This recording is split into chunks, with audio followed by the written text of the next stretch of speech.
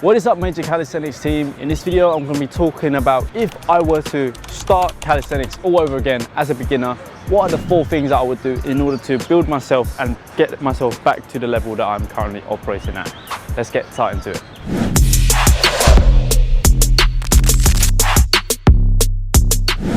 The first one is strength doesn't always matter, but what does is control. So I'd rather you focus on control over strength. You can't just brute force your way through every single thing that you do, especially when it comes to the advanced skills such as the muscle up, the handstand, and even the front lever. Having the muscles, for example, if you're someone who come in from the weightlifting background, you've got a bit of strength, you can do these basic fundamentals, pull-ups, push-ups, and dips. You cannot use those muscles that you have to be able to achieve calisthenic skills right away. You've got to develop mind and muscle connection by working on progressions, all right? Number 2, progressions are everything. You can't just jump on one drill straight to the next expecting you to be able to do that skill that you want. You've got to work through each step. Think about the L-sit. Sometimes you can't just jump straight into the L-sit. You've got to work on the progressions such as the tuck L-sit, the single leg L-sit kicks, the single leg L-sit hold, the L-sit kicks before you actually get onto the L-sit if you're someone who's starting off fresh. So I'm going to show you what I mean in terms of the muscle up. For instance, you won't be able to do the muscle up without working on the progressions such as the jumping bar muscle ups. And the jumping bar muscle up is one of the 5 progressions that we've used to help over 350 clients master the muscle ups. Sometimes doing this alone can be quite confusing because the information that you have may not be relevant to base on where you are at right now. So that's why you need a tailored plan. If you don't know where to start with that or get help with that, head over to a link in my bio to check out more about our online coaching programs. Number 4, consistency beats intensity.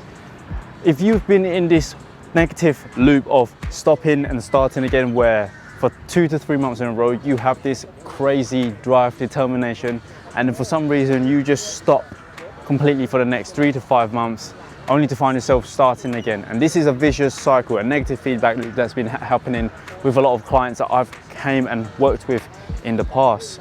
So to get over this, intensity doesn't matter, consistency is. If you can stay in the game for the longest amount, regardless of the intensity that you train at, you're going to make more progress than someone who goes in and train for 2 months in a row and then stop in.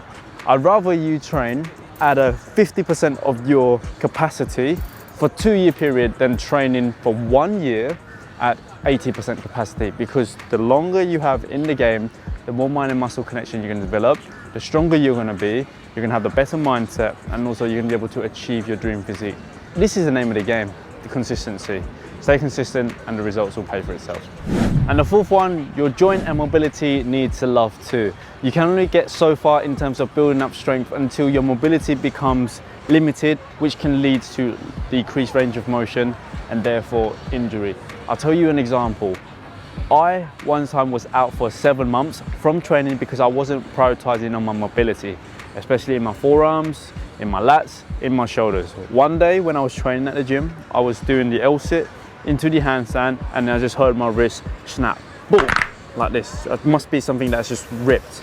And that was due to tight forearms and lack of joint preparation, lack of mobility, right? This puts me off for 7 months where I couldn't do the handstand, I couldn't do the muscle up. This was the most devastating period of my life.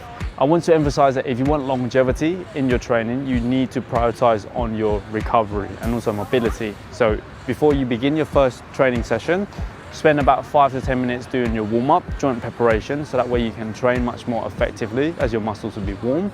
And then after the training, do some 5 to 10 minutes cool down, just to allow your body to replenish, loosen up, so that way in the next session, your body won't feel as stiff.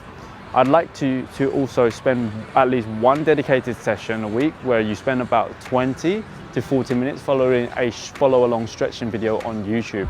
This is going to help you to recover faster, feel good in your training, and also improve your range of motion. Think about it. If your shoulders are tight, when you're holding the handstand, it's going to look like a banana shape because your lack of mobility is going to be overcompensated with an arched back form. Same with the L-sit. If you have tight hamstring mobility, tight hip flexors mobility, you're going to be able to do the L-sit with a bad form where your knees are bent, your legs are shaking. So fix that. That is all for this video on Major Calisthenics team. If you find this useful, please give us a thumbs up. Consider pressing the subscribing button so that way you can come back for more videos like this one. If you'd like to be personally coached by myself and Coach T, head over to the link in the bio to find out more about online coaching. Thank you so much for watching. Catch you in the next video.